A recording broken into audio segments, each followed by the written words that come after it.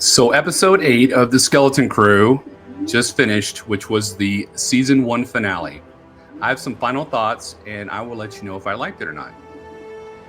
If you hear this noise in the background, that's my 3D printer going, so excuse the noise or just ignore it as I talk. So, if you haven't seen The Skeleton Crew, I'm going to talk spoilers all through the video.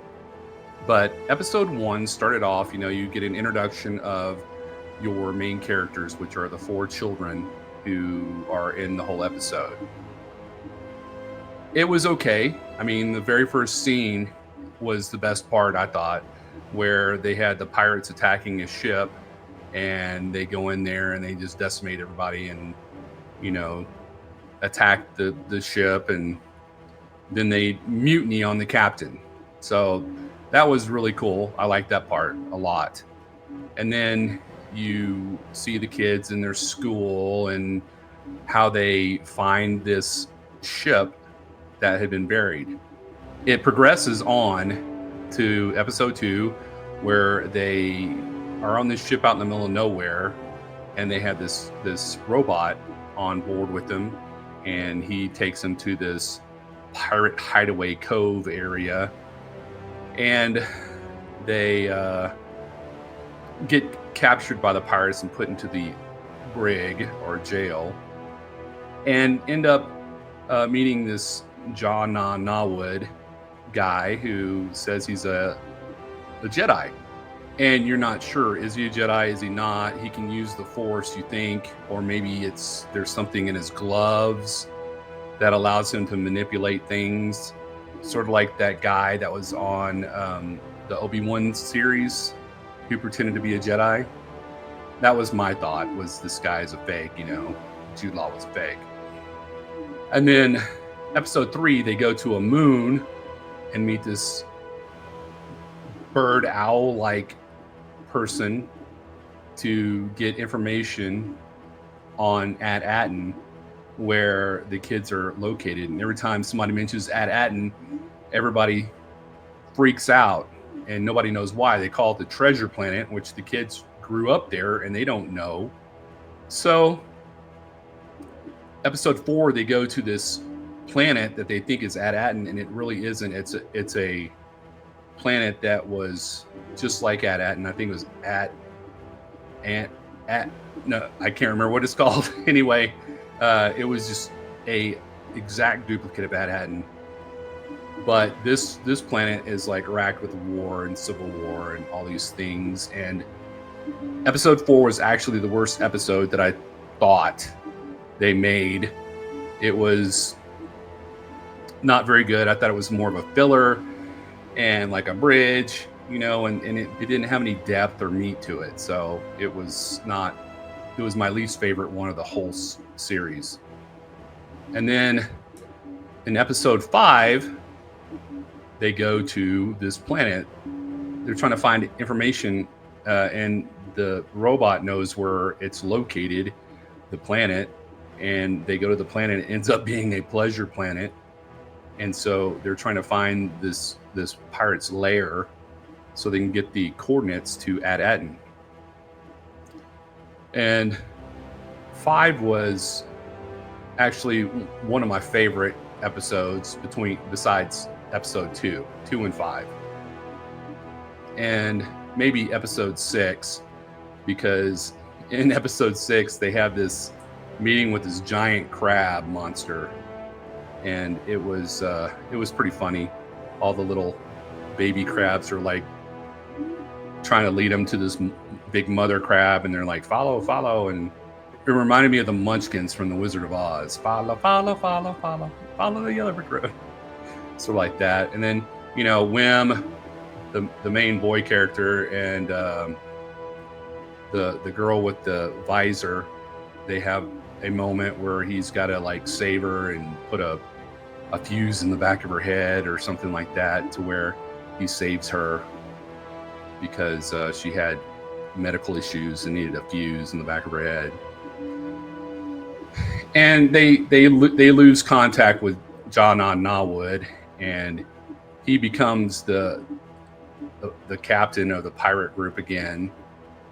and somehow they end up back in At-Aten because the kids got back on their ship and were able to get the coordinates. And Jude Law, I'm just gonna say Jude Law. Jude Law, he hijacks aboard the ship, and they go to At-Aten, and he pretends to be a Jedi. And then the last thing you see is that they are minting all of these gold pieces for the Republic, and there's just these huge vaults full of gold that Jude Law wants, and he's trying to call down his pirate buddies. And then the last episode is the culmination of everything. Jude Law's got his buddies to come through the shielding. The kids are trying to prevent him and save people, and they call the New Republic to come, and they tear down the force field, and and Jude Law tells a sob story of how he was almost a Jedi. His master was killed in Order 66. So that's a recap of everything that happened in the story. I mean, sure, there's like little tidbits and stuff that I might have missed, but that's it. If you haven't seen it, I would say watch it. I know a lot of people were so disappointed with The Acolyte, and they swore off watching any more Star Wars shows or anything like that. But the Skeleton Crew was more of a kid's style, Goonies and Flight of the Navigator, and more sci-fi-ish that would hold kids' interests. And I enjoyed it. I enjoyed the shows. Did I think it was the greatest one ever? No, I didn't. I didn't think it was great. I thought it was good, but not great. And a lot of people thought it was average, which, right now for Disney, average is way above what everything else they've been putting out, like The Acolyte and the other shows. So I would say, if you're a Star Wars fan, to give the Skeleton Crew a chance, because it had the lowest ratings ever, and I don't think it deserved it. I don't think it deserved the lowest ratings. It was lower than The Acolyte, and I just cannot stand The Acolyte. It was horrible. It was like one of my least favorite series of all times. So give it a chance. Out of 5, I would give it a 3.5 or 4 stars out of 5. That's how high I would give it. I think the characters, Jude Law's character was fantastic. I think the kids, at first they're a little stiff, but they end up, getting into the flow. Are they like the kids from Stranger Things? No. One of my friends said, well, if they would have had the kids from Stranger Things, it would have made a big difference. Well, of course. But, I guess these kids had to start somewhere, and they, for what happened and what went on, they did a great job. There were the parents on the planet, on their home planet of At-Aten. They were irritating. One of the little girls from the kids group was so irritating. The pirates, they seemed really harsh and mean at first, which is what I expected. But I mean, it's just, I wish they would have taken the dad that was Wim's dad, and the guy who played Steve Urkel, who was a pirate, and they would have swapped the roles. So Steve Urkel would have been Wim's dad, and the dad would have been the pirate instead, because I think that would have made more sense. And it would have given, I can't remember his real name, but Steve Urkel more screen time.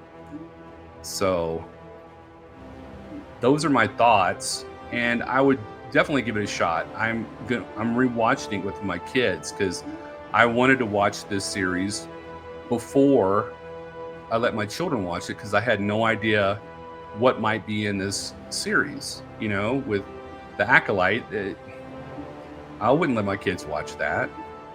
But this one, yeah, I'll let my kids watch it. You know, it's more geared toward them, and they'll probably enjoy it a lot better. So give it a shot. That's my final thought. And I liked it, and I give it a thumbs up. You know, and if you haven't heard anything about the Dawn of the Jedi movie, well, I have a video for you. It's right here, and you should check it out. It talks about the Jedi when they first became a order 25,000 years before the Phantom Menace. It's a great video because I did it. So give it a shot. Give me a subscription, like both my videos, and may the Force be with you always.